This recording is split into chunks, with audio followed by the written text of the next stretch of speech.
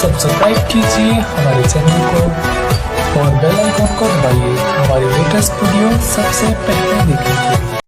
नमस्कार दोस्तों, स्वागत है आपका हमारे इस YouTube चैनल के विवेक अध्यात्म ज्योति कार्यक्रम में।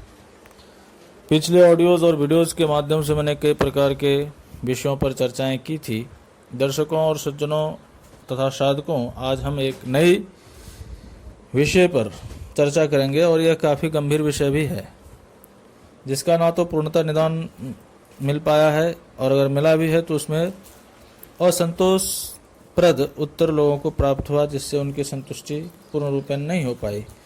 आशा करता हूं कि इस ऑडियो को आप अंत तक सुनेंगे ताकि आप अधिक से अधिक लाभ उठा पाएं और सुनने के बाद इसे ज़रूर लाइक और सब्सक्राइब करें। अधिक से अधिक लोगों तक इसे पहुंचाएं ताकि आपके लिए मैं हमेशा की तरह नए नए विषयों पर ऑडियोज़ लाता रहूं। तो मित्रों, आज का विषय है, क्या कर्मकांड व तंत्र शास्त्र में मांस व मदिरा का चढ़ावा आवश्यक है। तो भारत की प्रसिद्ध कुछ पत्रिकाएं पढ़ने को मिली, जिसमें यह सिद्ध करने की चेष्टा की गई थी कि प्राचीन ऋषि ब्राह्मण गोमांस भक्षी थे। कुछ अन्य लोगों ने भी यह सिद्ध करने का प्रयास किया था कि वैदिक संस्कृति एवं प्राचीन पूजन पद्धतियों में मांस बलि अति आवश्यक थी। पूर्व आग्रह से ग्रसित कतिपय लोग इस प्रकार के आरोप लगाएं तो कोई आश्चर्य नहीं होता, परंतु हैरानी तो तब होती है जब सनातन हिंदू धर्म को मानने वाले अनेक तांत्रिक एवं कर्मकांडी अपने कर्म अनुष्ठानों में मद्य मांस की बलि देते हैं।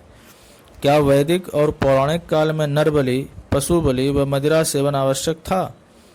क्या वाम मार्ग तंत्र शास्त्र में पंचमकार, मद्य मांस, मत्स्य, मुद्रा व मैथुन वास्तविक थे। आइए आज हम इन विषय पर कुछ चिंतन मनन करें।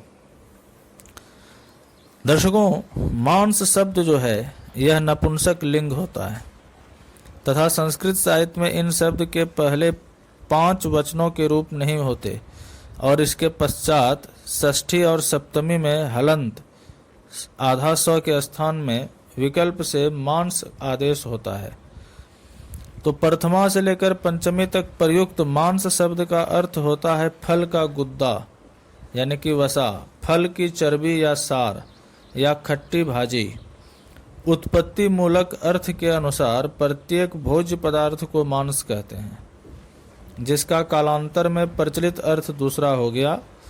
यदि इस शब्द में मूर्धन्त सौ यानी कि माख जिसे पढ़ा जाता है, अगर इसको हम लोग फिर भी माख लिखें यानी मूर्धन्त सौ के साथ म में आकार और मूर्धन्त सौ लिखें तो इसका एक ही अर्थ होता है उड़द, जिसको कलाई बोलते हैं, एक प्रकार का पौधा जिसकी दाल उत्तर भारत में खाई जाती है। मांस एक परिभाषिक शब्द है।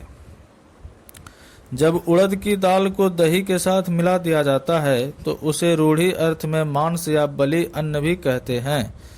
पिछली कई पीढ़ियों से हमारे परिवार या यूँ कहें कि इस सनातन धर्म को मानने वाले या अन्य जो थोड़ा बहुत भी रुचि रखते हों अध्यात्म जगत में, जो ज्योतिष तंत्र कर्मकांड में अग्रगण्य रहे हैं, यह उन लोगों की बात है और उनका ऐसा मानना था। परंतु हजारों यज्ञ जब आप संपादित कराए होंगे, याद करते हुए देखे होंगे या लोगों से सुने होंगे, तो वहाँ पर कहीं भी मद्य मांस का प्रयोग नहीं देखने को मिलेगा आपको, क्योंकि यज्ञ की पूर्णाहुति के समय दिक्पाल बलि होती है। उस उड़द व मसूर की दाल को दही में मिश्रित करके पीपल के पत्ते पर घी के दीपक से युक्त करके 10 दिशाओं में रखा जाता है। उसे मांस बलि कहते हैं। पिछले 1000 वर्षों से यही क्रम चलता आ रहा है। शक्ति यज्ञ में मधु की आहुति दी जाती है। मधु का अर्थ केवल शहद या पुष्पों का रस होता है। मधु तृष्णा, गन्ने व इख यानी कि केतारी को कहते हैं, जो भगवती के एक हाथ में सुशोभित भी रहता है। विद्वान लोगों ने इसे यक्षु दंड भी कहते हैं। पुष्प रसा का पान करने वाली मक्खी को मधुमक्खी कहते हैं। इतना प्रमाण होते हुए भी कोई मधु का अर्थ मदिरा कर दे तो यह उसकी बुद्धि की बलिहारी है। शास्त्र प्रमाण दुराग्रहियों के लिए नहीं है। श्रीमाली ब्राह्मण जाति की एक गौरवशाली परंपरा रही है कि आज भी तामसी वस्तु जैसे प्याज लहसुन का सेवन वो लोग नहीं करते हैं। विवाह संस्कार के समय वहां पर वर को वधू पक्ष के द्वारा सम्मान युक्त जो पेय सर्वप्रथम दिया जाता है उसे मधुपर्क कहते हैं। अर्थात दूल्हा जब ससुराल में पहली बार विवाह हेतु प्रवेश करता है तो उसे कन्या का पिता एक कांसा के पात्र में शहद, दही, जल, द्राक्ष या घी मिलाकर पिलाता है। यह एक पवित्र पेय व तांत्रिक प्रयोग भी है जिससे वर को बुरी नजर नहीं लगती है। कुछ लोगों ने यह भी सिद्ध करने का प्रयास किया है कि ब्राह्मणों में विवाह के समय पर मांस खाया और शराब पिया जाता है, तो यह उसकी बुद्धि की कल्पना, गौरव की गाथा की बात है। जबकि सच्चाई यह है कि मनुष्यों ने कुंठित संवेदनाहीन मन को पशु की संज्ञा दी है और सामाजिक प्राणी को आज भी पशु कहा जाता है। इस प्रकार यज्ञ में पशु हिंसक का अर्थ पार्श्विक वृत्ति के त्याग से है, न कि 4 पैर वाले पशु को काटने से है। पशु बलि की भांति नारायण बलि में अल्पज्ञ लोग भगवान का वध किया जाना स्वीकार करेंगे। च्यवनप्राश में पड़ने वाले एक कंद का नाम ऋषभक है। उक्षा, वृषभ, गो, धेनु आदि समस्त पर्याय इसी अर्थ में प्रयुक्त होते हैं। अजवाइन को अज और अजा कहते हैं, दाख को गोस्तनी कहते हैं, गाजवान को गोजिह्वा कहते हैं, घिकवार के गुद्दे को कुमारिका मांस कहते हैं। गो संबंधी घृत आदि समस्त पदार्थों के गव्य और वैदिक प्रक्रिया में गाव भी कहते हैं। छाग बकरी से उद्धृत दृग्ध घृत आदि को छाग कहते हैं। मनुस्मृति के अध्याय 5वें में 4थे श्लोक में लिखा है, मधुपर के चो यज्ञ व पितृदेवत कर्मणि अत्रैव पाश वो हिंसाम न अन्यत्र इति अब्रवीत मनुः। मधुपर्क यज्ञ, पितरों व देवताओं के शुभ कर्म में पशु हिंसा यानी कि पार्श्विक कृत्यों का वध त्याग करना चाहिए और अन्य अवसरों पर चाहे करें या ना करें, किंतु यज्ञ के समय, पितरों के पूजन के समय और देवताओं के शुभ कर्म के समय तो जरूर इनका त्याग करें। कुछ लोगों ने इसका अर्थ यह लगाया कि इस अवसर पर पशु हिंसा करनी चाहिए, अन्य अवसर पर नहीं।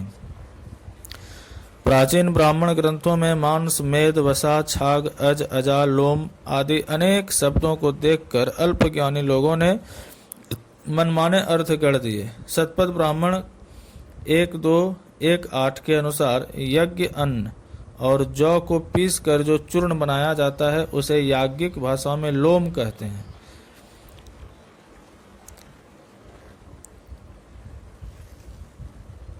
इस आटे का गूथा अगर देखा जाए तो उस पीठी को त्वक भी कहते हैं। जब उस पीठी को घी में तला जाए या पकाया जाता है तो उसे मांस कहते हैं। हरे जौ को तोकम कहते हैं या तोकम भी कहते हैं, जिसे मांस की संज्ञा दी गई है। यह शतपथ ब्राह्मण के 8वें अध्याय के 3रे श्लोक में वर्णित है। तोकम शब्देन यवा विरूढ़ा उच्यते तोक्याने मांसम। संस्कृत में वृक्ष के ऊपरी भाग यानी कि छाल को त्वचा कहते हैं। वृक्षों को लाख और गोद को मज्जा कहते हैं, यानी वृक्ष का जो गोंद होता है उसे मज्जा कहते हैं। गुदा के जो गिरी होता है उसको मांस के अतिरिक्त और कुछ कहा ही नहीं जाता। श्रीमाली ब्राह्मण परिवार के विवाह संस्कार के चतुर्थी कर्म के समय वर को वधू के पीछे खड़ा किया जाता है तथा वर वधू के दक्षिण स्कंध पर हृदय स्थल पर हाथ रखकर ऋग्वेद की एक ऋचा बोलते हैं। ये ते शुषि में हृदयम, ये ऋग्वेद का मंत्र है। वह मूल कारिका का इस प्रकार है, ततोवरो वधिक्षा दक्षिण स्कंधो परिहस्तं नित्वाम अब्रवीत तिष्ठित मंत्रेण तस्याम हृदयाम आलम्बयेते। इस कारिका के द्वारा गुरु अपने शिष्य को निर्देश देता है कि हे यजमान, अब तुम वधू के दक्षिण स्कंध पर हाथ रखकर के हृदय को काटो। क्योंकि संस्कृत साहित्य में आलभ का अर्थ हिंसा करना, मारना या काटना होता है, तो आधुनिक वातावरण में पला संस्कृत का नौसिखिया विद्वान जब इस मंत्र का अर्थ करेगा तो इसका अर्थ यही होगा कि वह अनर्थ कर देगा। तथा फिर कोई विदेशी विद्वान, आधुनिक कितकार, उस प्रकार का आलोचक जो होगा वह भी इसे इसी प्रकार लिख बैठेगा कि प्राचीन काल में ब्राह्मण विशिष्ट के परिवारों में विवाह वेदी पर वधू की हिंसा की जाती थी और उसका कलेजा सब लोग मिलकर खा लिया करते थे। जबकि वास्तविकता यह है कि उपर्युक्त मंत्र द्वारा वर कहता है कि हे प्रिय चंद्रमा, सूर्य तथा पवित्र अग्नि, आचार्य एवं वेद मंत्रों की साक्षी में तुम अपना यह हृदय अपने परिजनों की ओर से काटकर यानी कि ध्यान हटाकर मुझे दे दो। तदनंतर वधू इस प्रार्थना को स्वीकार करते हुए मानसिक संकल्पों के द्वारा अपने हृदय को वर के लिए समर्पित कर देती थी या कर देती है तथा उस यानी कि वर उसे अपने वांग भाग में यानी कि हृदय की ओर बैठाता है। वामांग यानी कि हृदय की ओर, हृदय बाएं तरफ होता है इसलिए उसे वहां पर स्थान दिया गया। जिस संस्कृति के विचार इतने पवित्र हों, जिस संस्कृति व सभ्यता के लोग वृक्ष पर अधपके फल को तोड़ने में हिंसा का अनुभव करते हों, जिस संस्कृति के ऋषि राज वैभव का स्वेच्छा का परित्याग कर निर्लिप्त निर्विकार होकर फसल काटने के बाद में बिखरे हुए अन्न कणों व दर्भ अंकुरों का सेवन कर अनवरत तपस्या में लगे रहते हों, उन भारतीय ऋषियों, महर्षियों व ब्राह्मणों पर पशु हिंसा, मद्यपान व मांस भक्षण का आरोप लगाना बुद्धि की विलक्षणता के अलावा और क्या कहा जा सकता है। तैत्रीय संहिता के दूसरी वल्ली के 5वें अध्याय के 11वें श्लोक के अनुसार वृक्ष का जो लाल द्रव्य रस या काटने पर वृक्ष से जो श्राव निकलता है उसे नहीं खाना चाहिए, क्योंकि इस रंग या वर्ण का जो पेय है वो ब्रह्म हत्या के बराबर माना जाता है। जिस सनातन धर्म में आज भी ऐसे लोग बैठे हैं जो गाजर और गोभी को इसलिए नहीं खाते कि उसमें गा व गो दो शब्द का उच्चारण आता है, उन सनातन संस्कृति के लोगों पर गो मांस भक्षण का दोष लगाना अनर्गल प्रलाप के स्वय क्या कहा जा सकता है। इसी प्रकार हन धातु का प्रयोग करके हनन हिंसा व मारने काटने के अर्थ में होता है। अनेक अर्थत्वात् धातु नाम सूत्र के अनुसार हन धातु गति व पढ़ने के अर्थ में भी प्रयुक्त होता है। यज्ञ स्थल पर एक जगह आचार्य कहता है ब्रह्मणे इदयातहम, इसका अर्थ यह हुआ या किया जा सकता है कि ब्राह्मण इसे काटे या चोट पहुंचाए, परंतु निघंटुकार वहां पर लिखता है कि अर्थ पाठार्थे हन्ते प्रयोगः, ब्राह्मण इसे भली प्रकार पढ़ें, यह अर्थ है। इसी प्रकार कर्मकांड प्रकरण में आचार्य अनेक बार यजमान से कहता है समाहता भवन्ति, यानी कि सम प्लस सम जोड़ उपसर्ग पूर्वक हन धातु का यहाँ अर्थ है आप लोग सावधान होकर दत्त चित्त होकर हमारे द्वारा पढ़े गए मंत्र को सुने, ना कि इसका अर्थ यह होगा कि अच्छी तरह से किसी को मारें या काटें। तो वेद मंत्र अपरुषेय है, इसका अर्थ लगाना साधारण बुद्धि वाले पुरुष के वश की बात नहीं। स्वामी दयानंद व श्री राम आचार्य ने भी अनेक जगह भयंकर गलतियां की है। निघंटु पढ़े बिना वेदों का सही अर्थ नहीं किया जा सकता। निघंटुकार आचार्य यास्क स्पष्ट कहते हैं कि वेदों में जहाँ हिंसा शब्द का प्रयोग हुआ है वहाँ आमनाय वचनात् अहिंसाम प्रतीयेते, अर्थात वेद प्रमाण से ही उसे अहिंसा समझ लेना चाहिए। यास्क आचार्य कहते हैं कि अस्पष्ट प्रकार में स्थानों की तरह कुछ स्थलों पर वेद मंत्र भी शब्दों की जटिलता के कारण अस्पष्ट अर्थक प्रतीत होते हैं। तो यह उस स्थाणु ठंठ या खूंटे का अपराध नहीं है जो अंधे को नहीं देखता और वह अंधा ठोकर खाकर गिर जाता है। पुरुष पराधः सह भवति, यह तो उसे अल्पज्ञ मनुष्य का ही अपराध है जो परिश्रम करके वेद और वेदांगों को पढ़े समझे या उसे समझे बिना ही वेद का अर्थ करने चल देते हैं और वहाँ मंत्रों के अस्पष्ट अर्थक होने का दोष देते हैं। विद्या गुण व परंपरागत वेद अर्थ ज्ञान से शून्य प्रज्ञा चक्षु मनुष्य साफ सुथरी सड़क पर भी ठोकर खाकर गिर पड़ते हैं। इसमें मार्ग का कोई दोष नहीं होता। शतपथ ब्राह्मण में भी यह सिद्धांत प्रतिपादित किया गया है कि मांस भक्षी आगे के जन्म में उन्हीं पशुओं द्वारा खाया जाएगा। महाभारत में अगस्त ऋषि ने मांस भक्षण की कथा आती है। अगस्त ऋषि को धोखे से मांस खिलाया गया था। उसी के परिणाम स्वरूप वातापी राक्षस की मृत्यु हो गई। वातापी राक्षस की मृत्यु हो गई थी। मनुस्मृति के 5वें अध्याय के 27वें श्लोक और 32वें श्लोक में इस बात का वर्णन लिखा गया है, आप देख सकते हैं। और जब प्राण संकट में आ गए, यानी कि अकाल या रोग के कारण, तो मांस भक्षण से पाप नहीं लगता। कहने का मतलब मनुस्मृति ने यह लिखा है कि जब प्राण संकट में हो, अकाल या रोग के कारण, तो मांस भक्षण से पाप नहीं लगता। मनु ने तो यहाँ तक कहा है कि जो व्यक्ति पशु को मारने की सम्मति देता है, जो पशु हनन करता है, जो अंग अंग पृथक करता है, जो मांस बेचता या खरीदता है, जो पकाता है और जो परोसता है और जो खाता है, इसमें सभी मारने के अपराधी होते हैं। यम ने तो यहाँ तक कहा है कि मांस भोजी सबसे बड़ा पापी है, क्योंकि यदि वह न होता तो कोई भी पशु का हनन नहीं करता। हिंदुओं के सबसे प्रमाणिक व पवित्र ग्रंथ श्रीमद् भागवत में कहा गया है कि कर्म का रहस्य न जानने वाले मूर्ख केवल अपने जीव को संतुष्ट करने और पेट की भूख मिटाने के लिए, शरीर को पुष्ट करने के लिए बेचारे निरह पशुओं की हत्या करते हैं। वहाँ पर यह श्लोक है, यद घ्राण भक्षो विहितः सुराया तथा परुषलोभान न हिंसः एवं यह प्रजया नरत्ना इमे विशुद्धा न विदु स्वधर्मम। सूत्रायणी यज्ञ में भी सुरा को सूंघने की विधान है। सूत्रायणी यज्ञ जो होता है उसमें सुरा को सूंघने का विधान है, पीने का नहीं है। यज्ञ में पशु का आलभन यानी कि स्पर्श मात्र ही विहित है, हिंसा नहीं कहा गया। इसी प्रकार धर्म पत्नी के साथ मैथुन का आज्ञा भी विषय भोग के लिए नहीं है, धार्मिक परंपरा की रक्षा के निमित्त संतान उत्पन्न करने के लिए ही दी गई है। महाभारत में स्पष्ट लिखा है कि सुरा मतस्याह पशोर्मासम द्विजातिनाम बलिस्तथा धूर्ते प्रवर्तिते यज्ञे न एतद वेदेषु कथ्यते।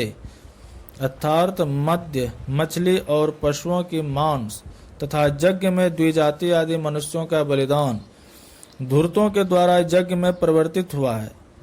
अर्थात दुष्ट राक्षस मांसाहारियों ने यज्ञ में चलाया है। वेदों में मांस का विधान कहीं नहीं है।